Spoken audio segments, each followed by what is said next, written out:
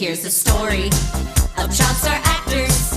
We were busy kids making lots of bus. I bought a car. All of us had great careers, thanks to our parents, but wound up getting till the one day when our group shared common stories over OCD, depression, and some lunch.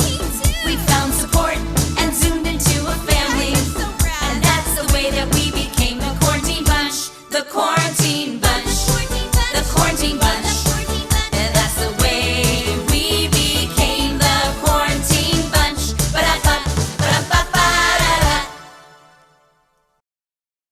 Welcome back, everybody, to your creativity. We're here with the Quarantine Bunch. This is part 2. We spoke with Daniel from Who's the Boss yesterday and had a great conversation. Spoke for about an hour, but now we're here for part 2 with the creators of the Quarantine Bunch and Jeremy Miller. How's everybody? Good. Doing great. Good to hear. Now, I got connected through Jeff through the website, and he's one of the co-creators and producer of the show. Tell us a little bit about the development of the Quarantine Bunch. Well, let me take you back into time. It was 1985. Are you ready for this flashback, guys? It actually does start back in the 80s, as do most good memories that you can remember.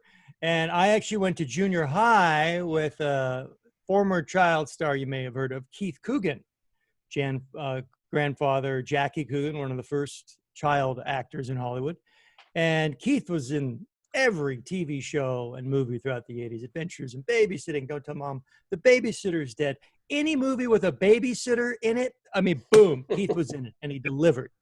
So that's my history with Keith. And then over the years, we kind of parted ways and did our own thing. But January, here I get a Facebook invitation, along with 200 of his other closest friends, to come to his 50th birthday party.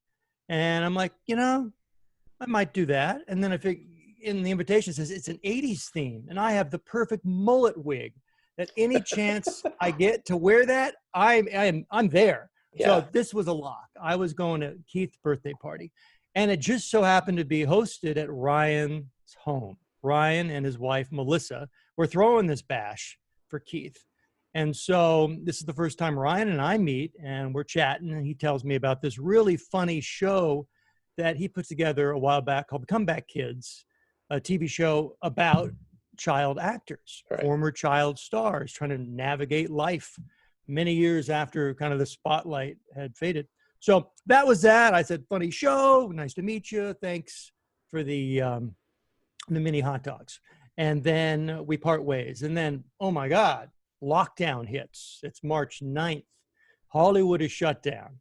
And we're all just sitting around. Oh my God, what are we going to do now? So that's when I shoot Ryan a text saying, hey, everyone's locked down, but that doesn't mean they could keep us down.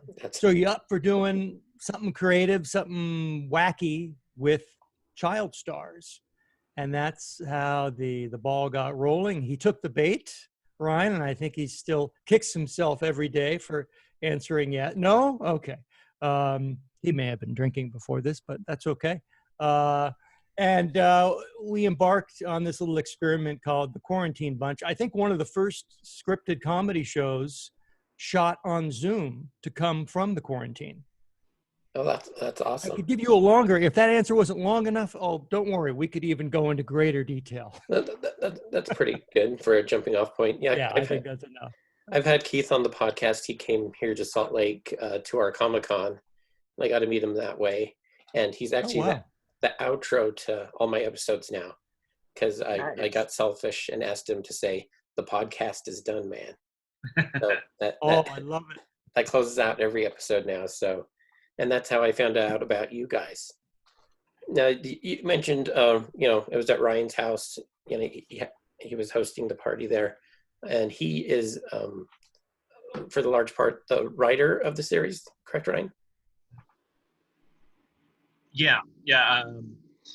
It's funny because when Jeff called me to do this, it just so happened that I had read an article that morning of the different ways people are using Zoom.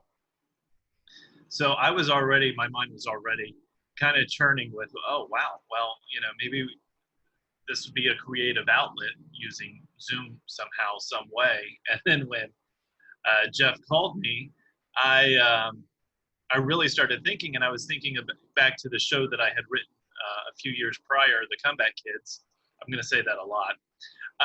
Do it again. What was the name of that show, Ryan? I didn't hear you. What was the name of that show?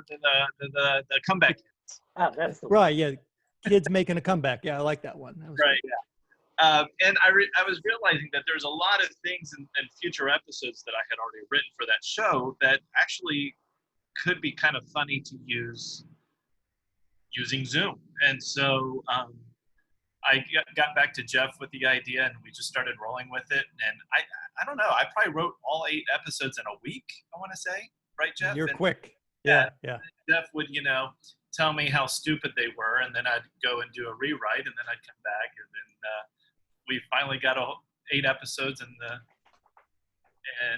we filmed it. Oh. I find degradation and intimidation are really important keys to the creative puzzle and to a working relationship with a new partner. So that seemed to work out. Yeah. So you wrote these pretty fast. What was your kind of writing? What was the experience like? You said you pulled some of the ideas, but what was kind of some of the steps in the development?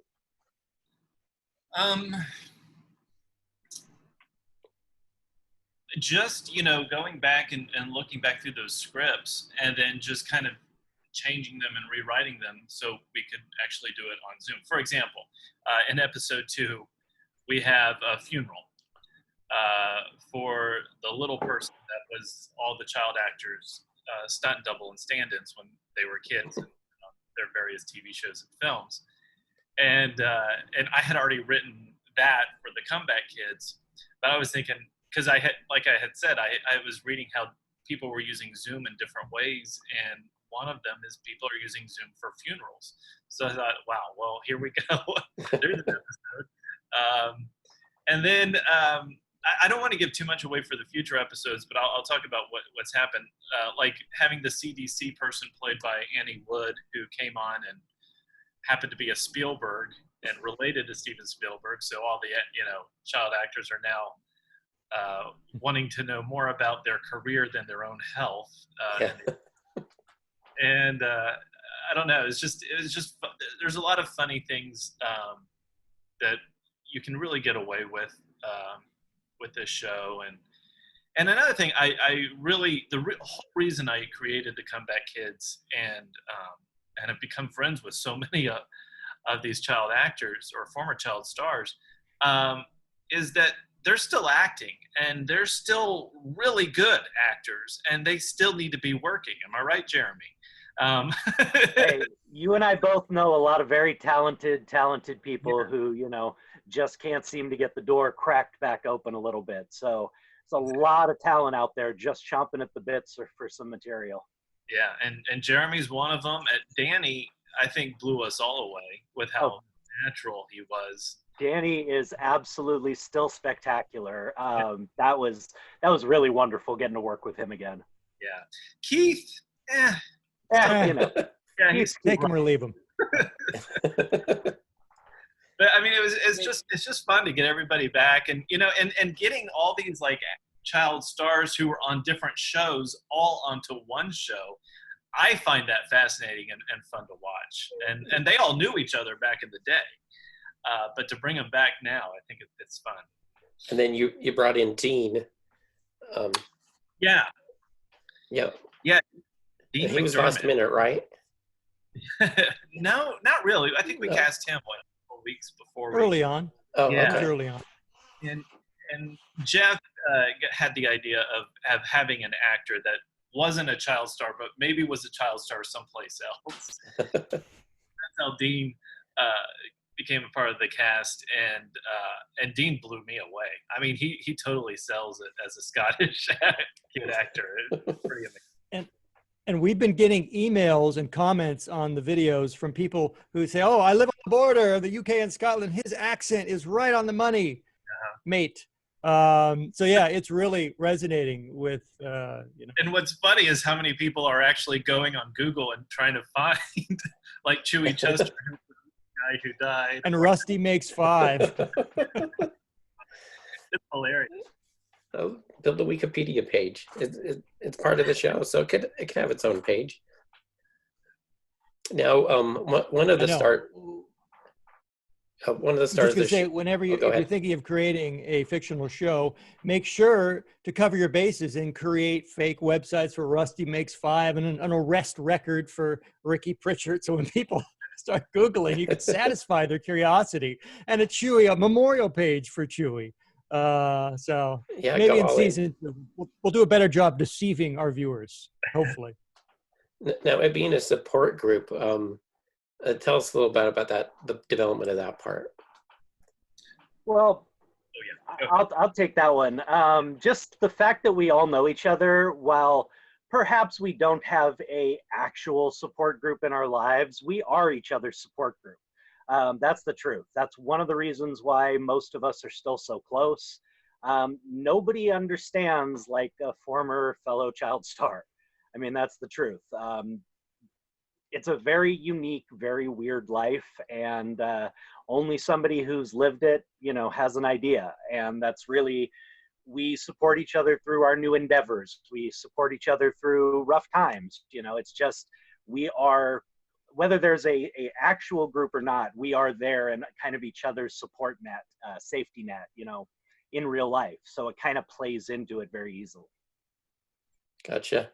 Now, let's go into your guys' history. You guys have been busy for a long time. Jeff, you're an Emmy Award winner and Edward R. Murrow Award winner. Tell us about a little bit of your background. That was like doing news shows primarily? When you say winner, I mean, let's set the record straight. That just means I won the bid on eBay. Oh, okay. I bid for a lot of Emmy Awards, and sometimes you win, sometimes you don't. It's just like in real life. So I got lucky a couple times, and I have some strategies I could share later on. Most of those, they were from content produced for ABC News over the years, documentaries, into about 50 different countries, finding stories, telling important stories, and usually wherever there was a disaster, there we'd be trying to get the word out and help hurting people.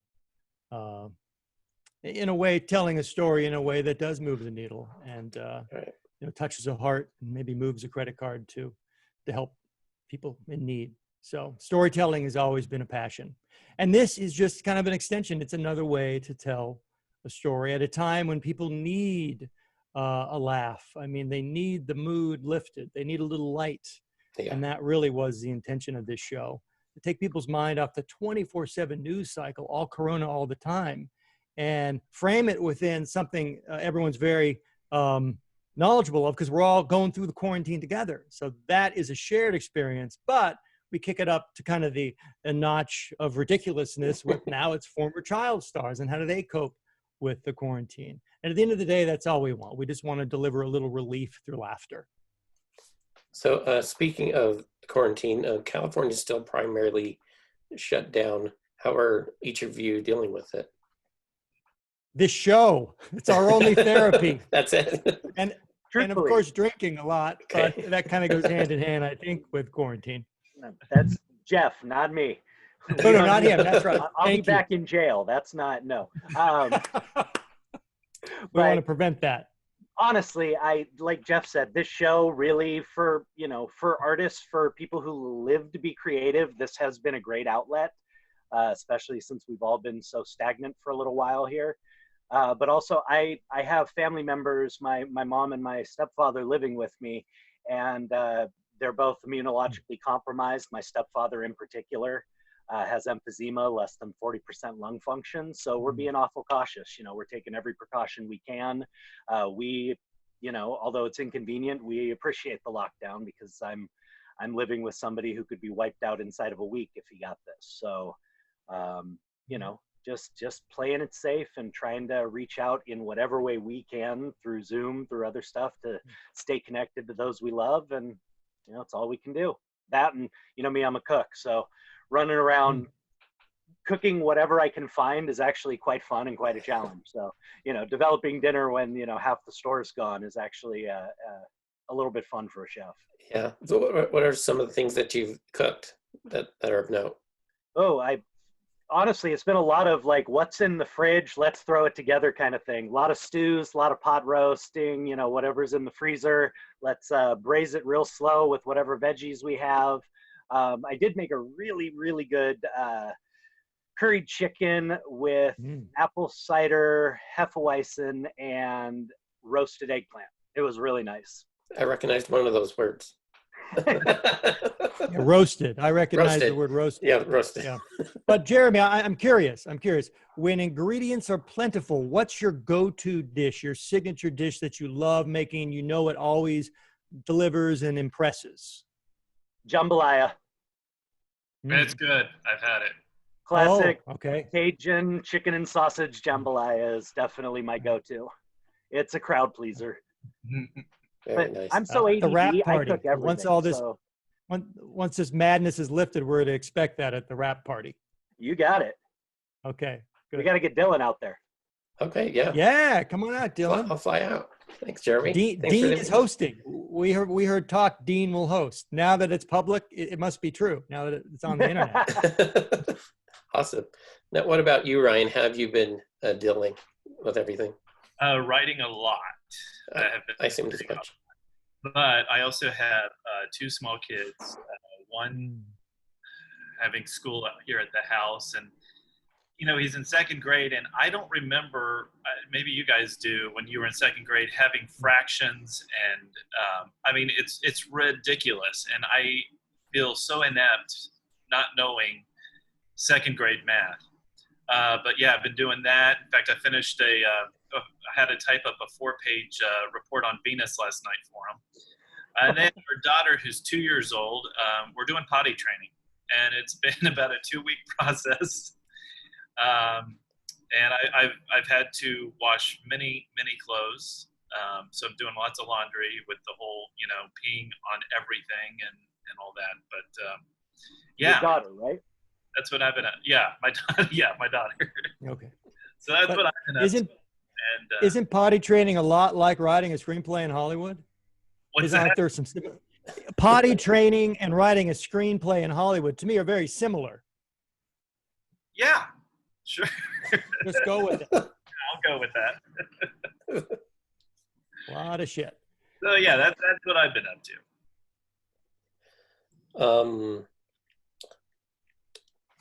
Now, Well, Ryan, hold on, Dylan. Wait, okay. you're not going to just let that slide. He said he did a report on Venus. Okay, Mr. Science. Yeah. Which planet is Venus from the sun?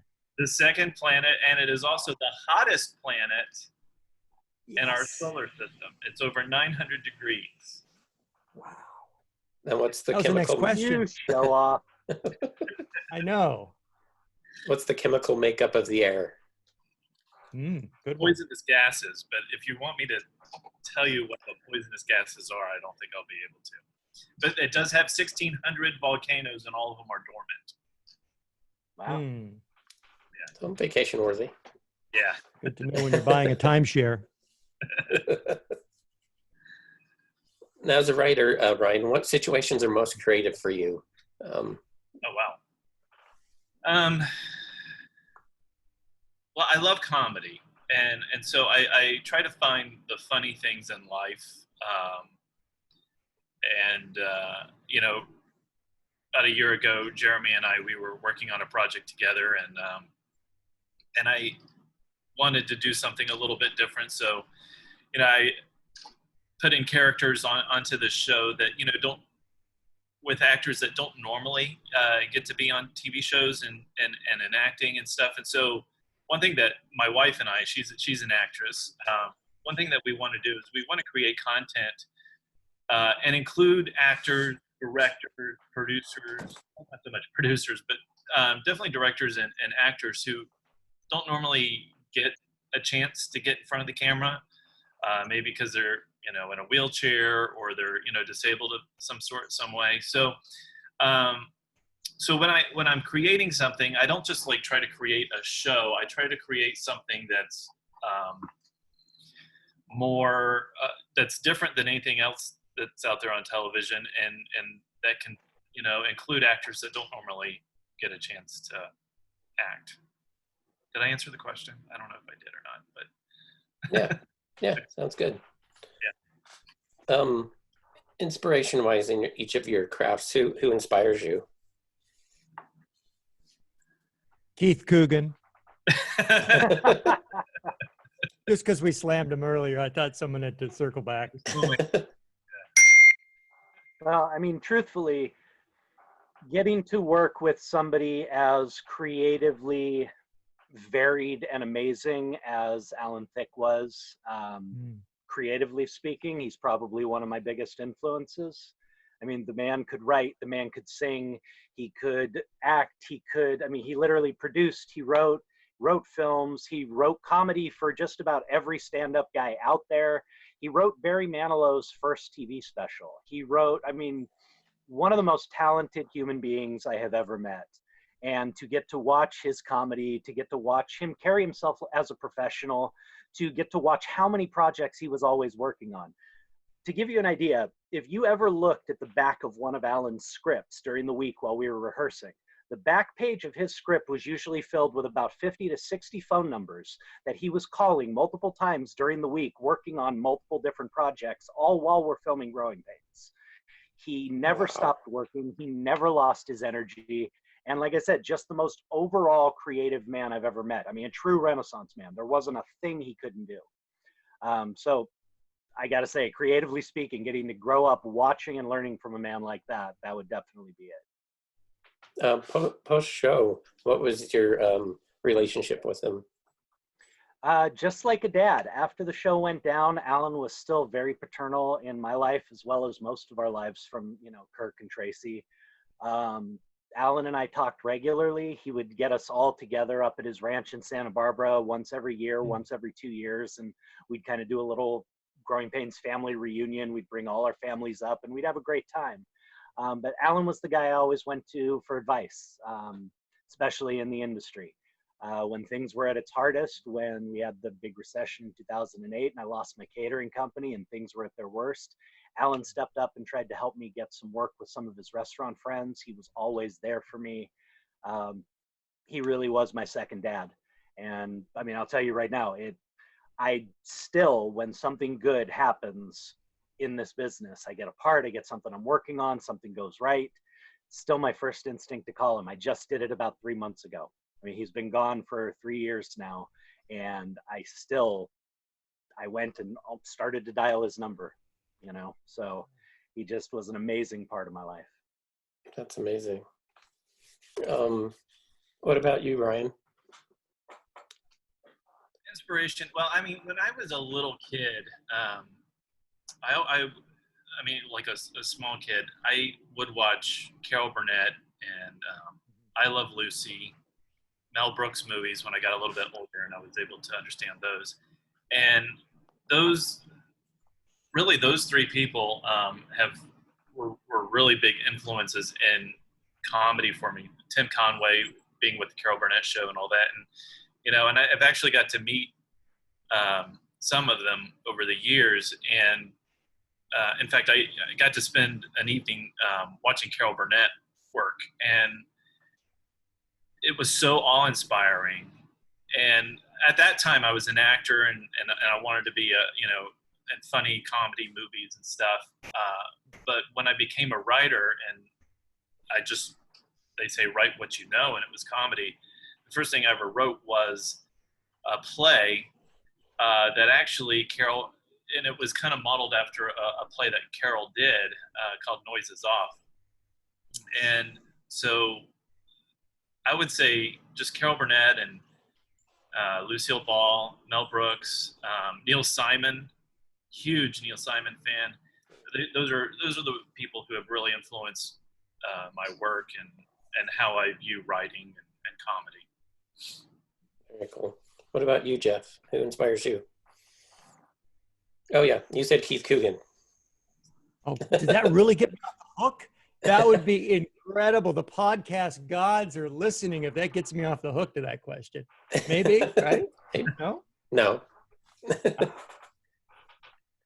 Well, like Ryan, I think anyone of a certain age, we did grow up with Carol Burnett, and oh my God, Harvey Korman, Tim Conway, we all bowed to their comic genius, the timing, the situations, and that I think helped kind of plant the comedic seed early on for all of us.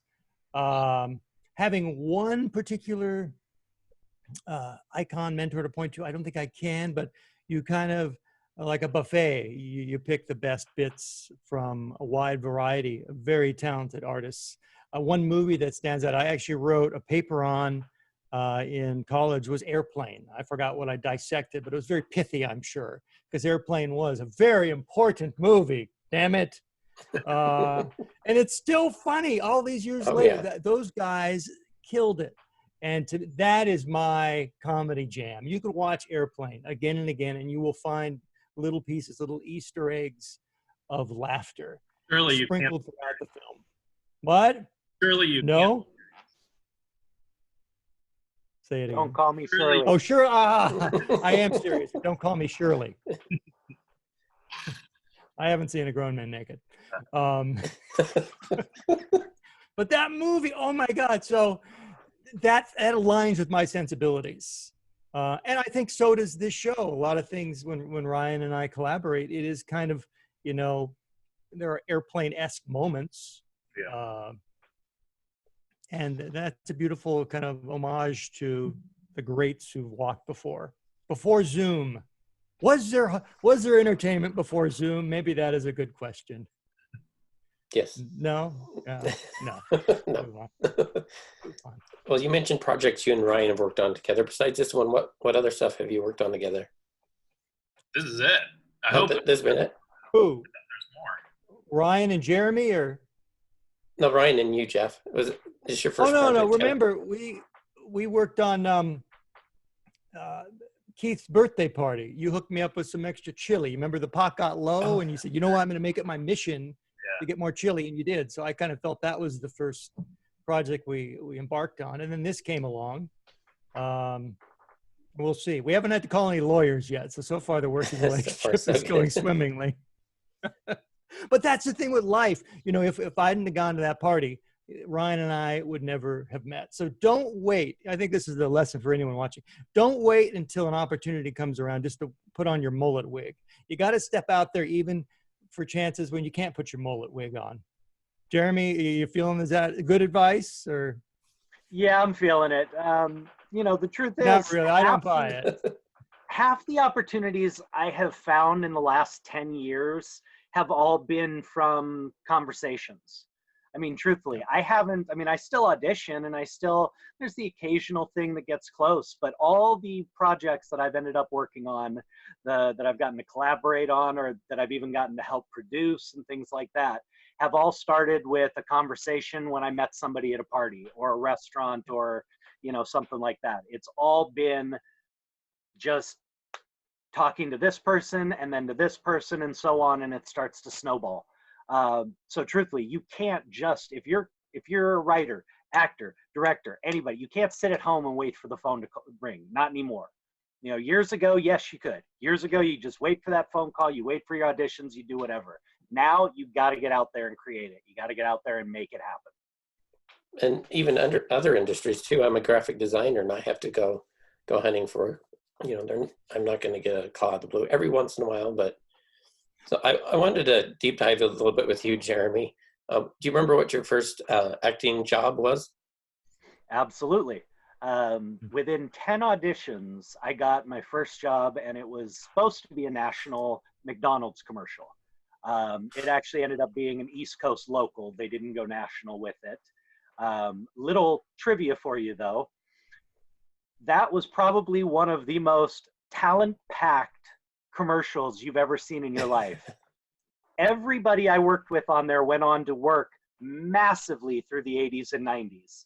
Me, Jaleel White, RJ Williams, Brandon Call, Brandon Williams, and I cannot remember the other kid's name, but if you go look up every one of those names, multiple series, multiple pilots, multiple guest spots, multiple children's films, all through the 80s and 90s, every one of us was seriously, consistently working. Awesome. So I never even remembered that I worked with all those guys back then. We always auditioned together and stuff, but I saw the commercial maybe, I don't know, 10 years ago, 12 years ago, and I'm looking and I'm going, wait a second, look at I mean, it was just a who's who of 80s, you know, bit part players and actors and stuff. And you were also on Ghostwriter. I totally Yeah, forgot that until I started researching. Ghostwriter was a wonderful opportunity for me. It really was. PBS did this great little show where they were trying to just promote reading amongst kids and stuff. And they brought me in. There was talk about extending me and making me one of the regulars, or at least a part-time regular on the show. We went to New York and we filmed for about 2 weeks. Filming on the classic Harlem courts as a white boy beating all the other kids almost got me killed a couple of times, considering they had to shut down the courts in the middle of the games. Oh, wow. Didn't go over very well. I had horse-mounted New York NYPD escorting me back and forth because people were not happy with me. But it was a fun shooting experience, and it was a great, you know, great little show to be a part of. I got to work with some great kids, and would have been cool if it had continued. But I think one of the things was they felt I was too old. And that was one of the problems they had. I don't know what the other issues were, but they felt that me being considerably older than the other kids didn't gel quite as easily. Interesting. Have you caught the new series on Apple TV? I haven't. I actually only just heard about it. So. Oh, well, haven't watched all of them, but a good handful of them there. It's good. Awesome. I want to check it out. I prefer the old show, but. Well, all those guys, I mean, we filmed together for 2 to 3 weeks, so I loved all the kids that were on that show. They were all really cool. And aren't a handful of them still working? I believe so. I only have kept in contact like through social media and Facebook and stuff like that. So I believe a couple of them are still acting. And that was before Growing Pains, correct? No, Ghostwriter was just right before it went down. I was 14 years old. So we filmed that on the summer before our last year. Okay. And then I was a part of Peanuts, where I did the voice of Linus. That was before Growing Pains. And then for the first 2 years of Growing Pains. Did not know that. How was that voice going from acting to voice acting? That was just amazing. I mean, it was so much fun. It's very regimented in that they have a very specific way they need you to deliver each line. Your enunciation has to be perfect. Your diction, you have to break in between sentences to give them a chance to edit it. There's a lot of little things, but I got the part. Lee Mendelson, who was the head of all production for Peanuts, basically hired me on the spot. He came in and said, "You sound the most like the original Linus I've ever heard in my life." And for 2.5 years, I got to do the voice. I did multiple different projects. We did all the tapes for the talking Snoopy doll, kind of like the old Teddy Ruxpin thing. I did Happy New Year, Charlie Brown, This Is America, Charlie Brown, the Snoopy musical movie. And then my voice changed at about 11 and they said, "Boop, bye." All done.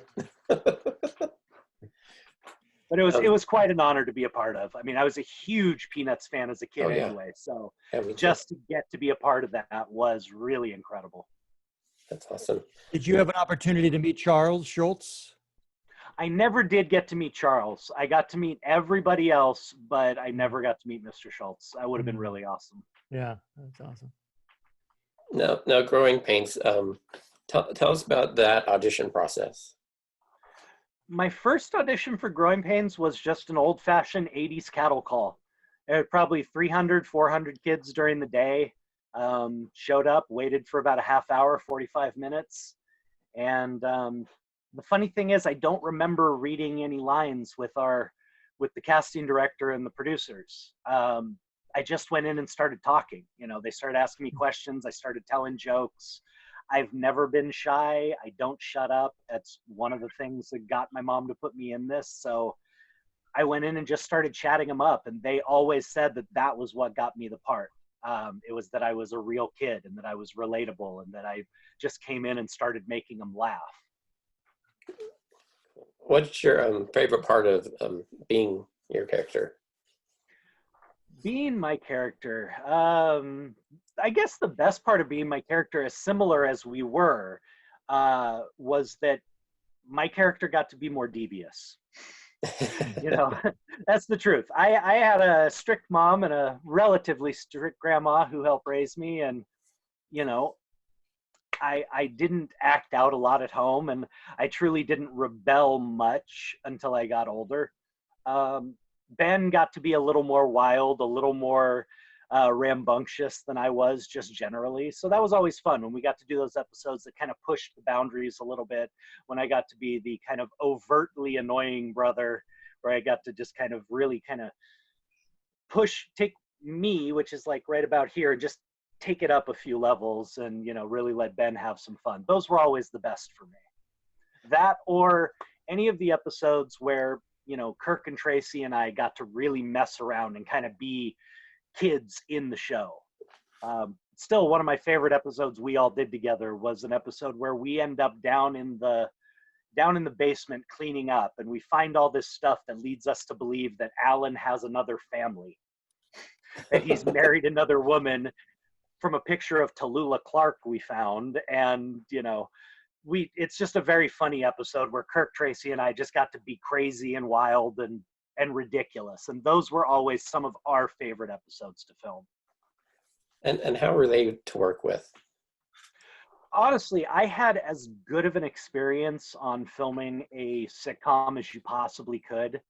I mean, I've heard horror stories from many people, many friends who've had miserable sets where people didn't get along, where people didn't like each other. That just wasn't the case on ours. The most difficult thing about working on our set was keeping a straight face when Alan started cracking jokes and messing with everybody.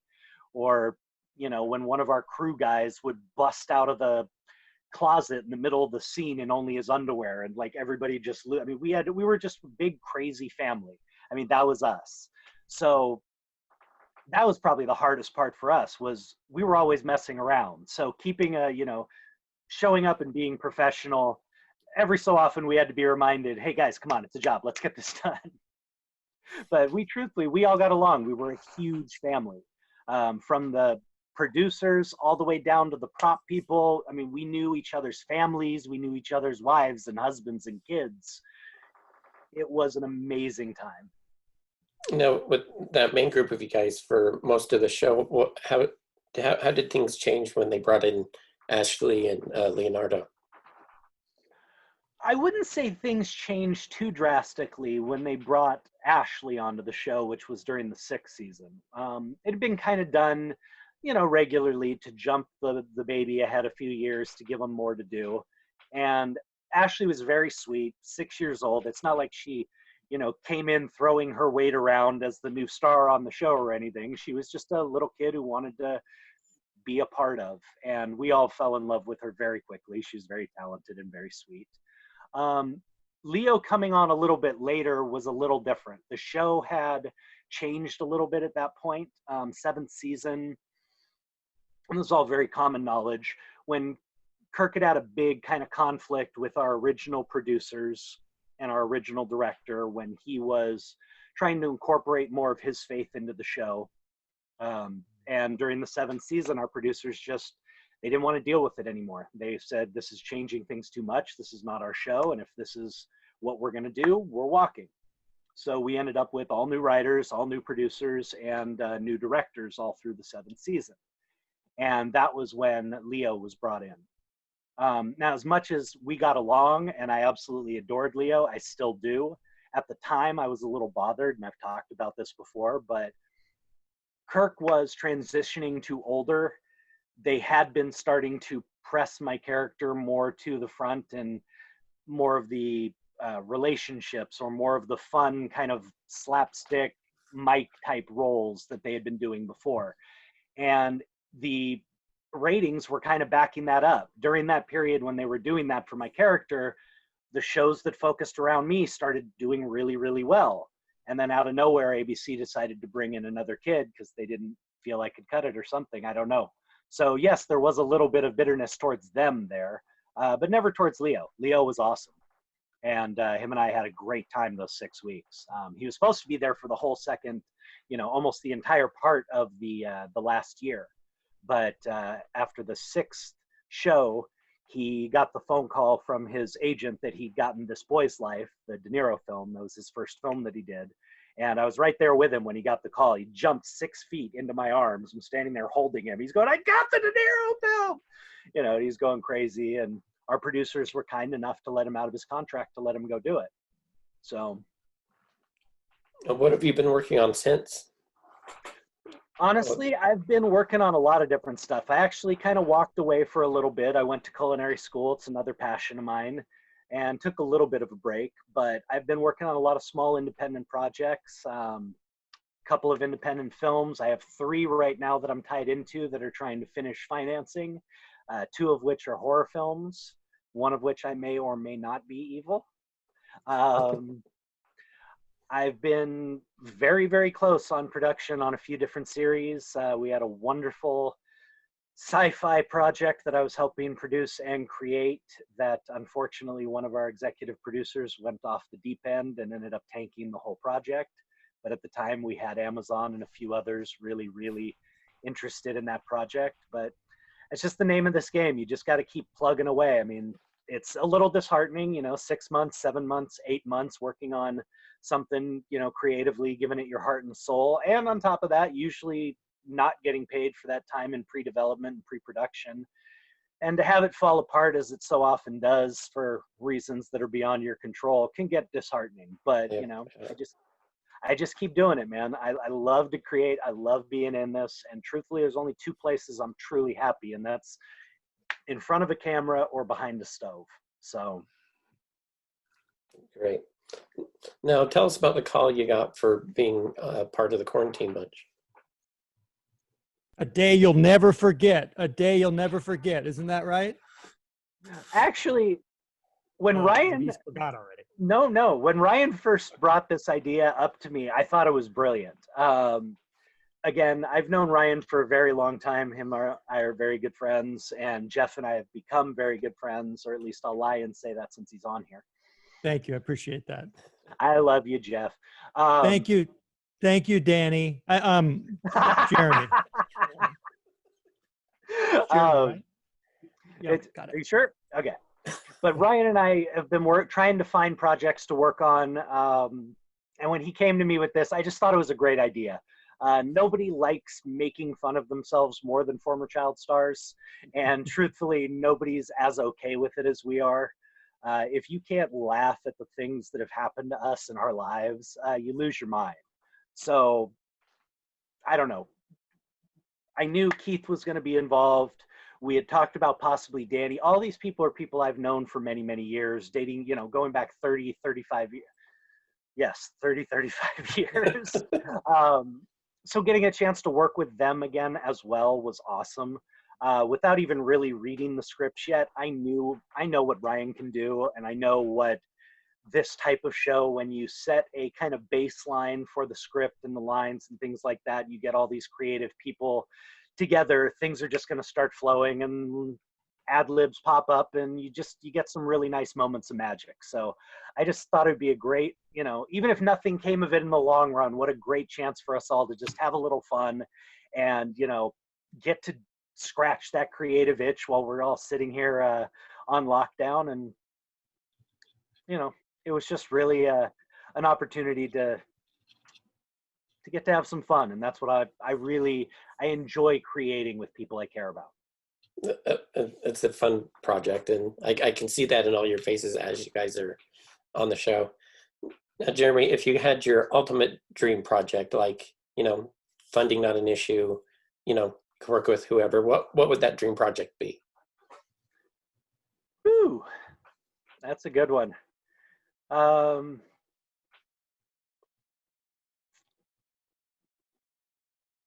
Honestly, if I had a dream project, especially because philanthropy and working with others is so important to me on a regular basis. Right. As much as doing the big blockbuster with, the A-list names I've always wanted to work with, or, even throwback. I mean, I'd love, like when I heard that they were doing Once Upon a Time in Hollywood. Okay, well, not only do you have Leo, but you have Brad Pitt, who also did our show and who I've known for many, many years.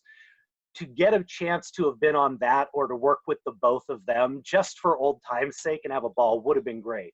But for me, maybe taking the idea of a cooking show and tying it into some sort of philanthropy type thing where you do a big, charity event on each episode where you bring celebrities and other chefs in and you just, something along those lines where you're really making an impact in people's lives, but you're also creating something that gives people a lot of joy and entertainment. That would probably be like because you could bring in A-listers to be a part of that. You could bring in other celebrity chefs. You can bring in anybody and really incorporate them into something like that. That's awesome. That reminds me of a guest we had a few shows back, Kirby Hayborn. He's been in tons of commercials, and he was in the Three Stooges movie. He has a series on BYU TV called Making Good, and each episode he's working with some type of organization, in that way. So, yeah, check it out, Making Good, BYU TV. Awesome, I will. All right, and I think it's bonus question time. We have 3 bonus questions to close out the show. Waiting. We've been on the edge of our futons, waiting for this moment. This is pretty exciting. I don't know about you, Ryan. Ryan, are you excited? I'm excited. All right. You can tell. Yeah. Oh, hold on. No, wait. I think the bonus information is Ryan mentioned his wife. She's also an incredibly talented, funny lady. We'll call her. Is it okay to call her lady? Yeah. Oh, Ryan? yeah. That's Okay, fine. good. Thank you. She plays Debbie from Tarzana in the show. And she's in the And booth her- right behind me. Oh, is she listening in with a glass? Like, No, here she is. oh, just happens to be there. Hi, guys. There she is. Nice to meet you. She Okay, brings keep her it own down. special I'm on brew of ABC in 3 hilarity minutes. to the Oh. bunch. In fact, she's on with ABC in 5 minutes, so I probably should. No, 3 minutes. 3 minutes. Okay, so I should What? walk out here. Out here. So. Okay. Hi. She's hilarious. Oh yeah. Yeah, I've enjoyed her on the show, especially the Feldman costume. Oh, the Feldman piece had me. Yeah. I could barely keep it together when we were filming it, much less. So the podcast is called Your Creativity. So our first bonus question is, what does creativity mean to you? And any one of you can Jeremy? take it first. Yeah, I can hear you. I'll take it first. For me, creativity is exactly that. It's always trying to come up with something new, trying to push the boundaries of what you're doing with your friends. I mean, I've been involved in all aspects of this business since I was 5 years old.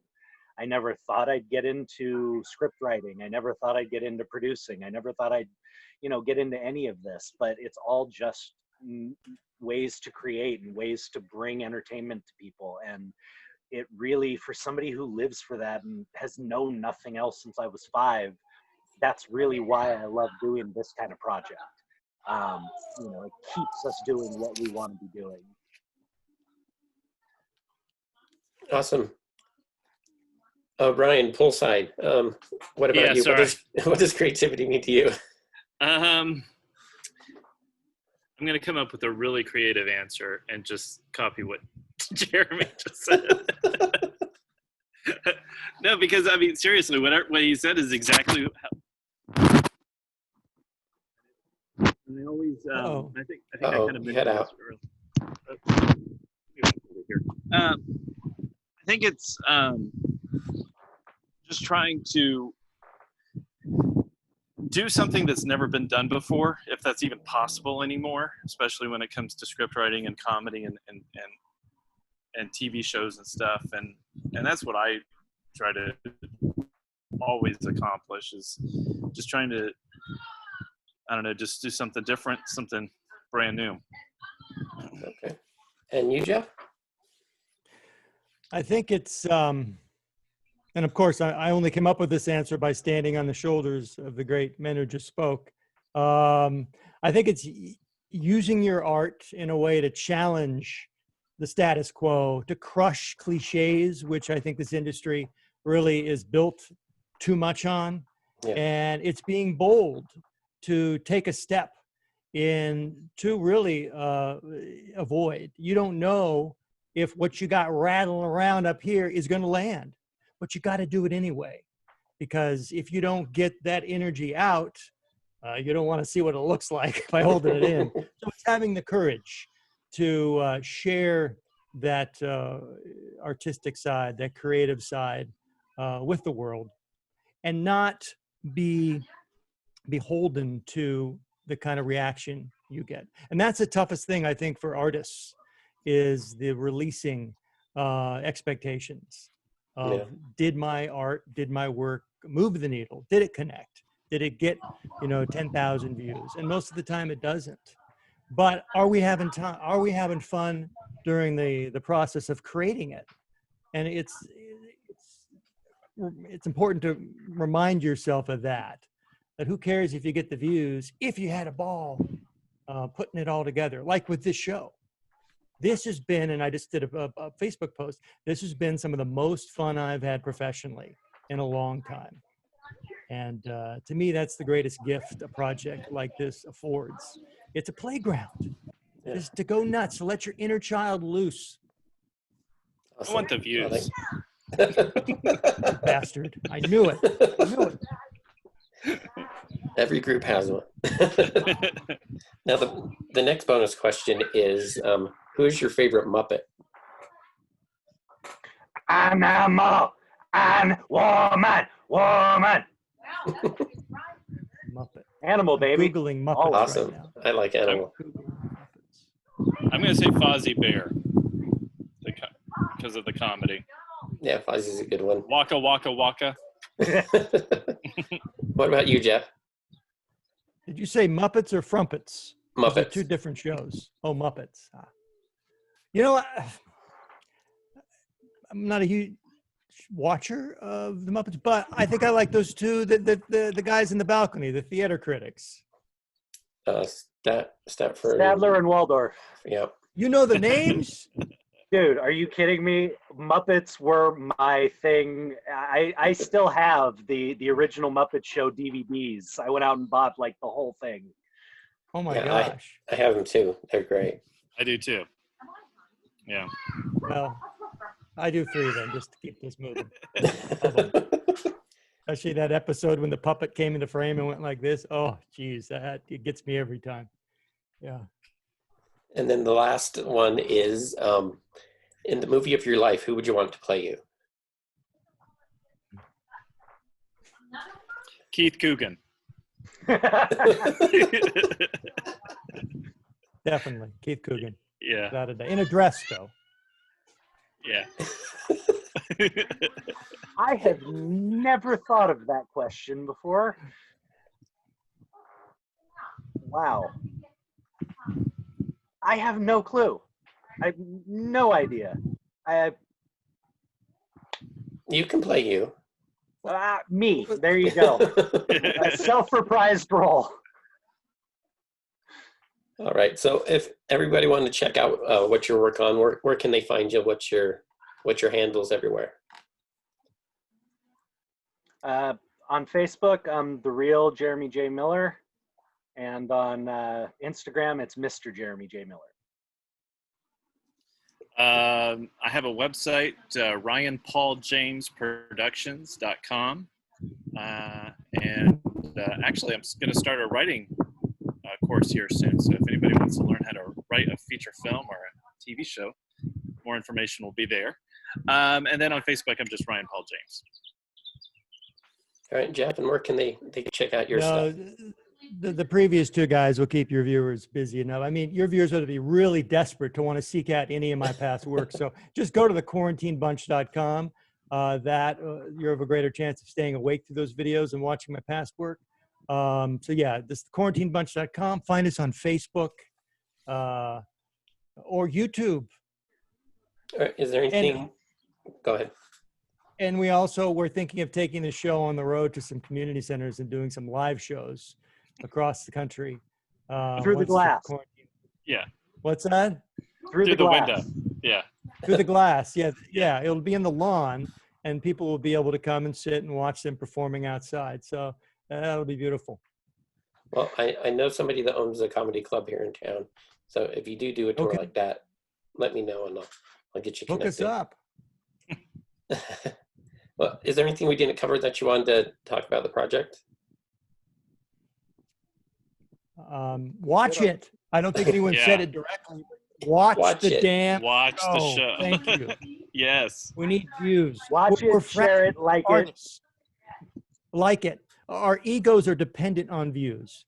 And right now, therapists are not, we can't see our therapists in person. So this is an alternate form of therapy, getting love through social media, likes and views. So please help us, help you. Well, thank you all. That You're was a great bunch of sincere. guys. Well, Thanks, Dylan. Thank you, Dylan. thank you you so guys- much for having us. This is a Hope lot you of guys fun. can come back on the show sometime. Be some comeback kids. Would love to. How about next Friday at 3? Is everyone I'm ready. Jeremy? I'm here. Yeah. As long as Okay, Keith great. Coogan is on. Yeah. Yeah, I was Yeah. gonna say. In that dress. In the Yeah. dress. And he'll do it. Oh, he's probably in it now. If we Yeah. were Hey to guys, call- I gotta sign off. I think my phone's about to die. Okay. Oh, okay. Thank you, Jeremy. Pleasure meeting you. Thanks for meeting you. Nice Thank to you, meet you, Dylan. Jeremy. Thank you. Bye all. Bye-bye. Bye-bye.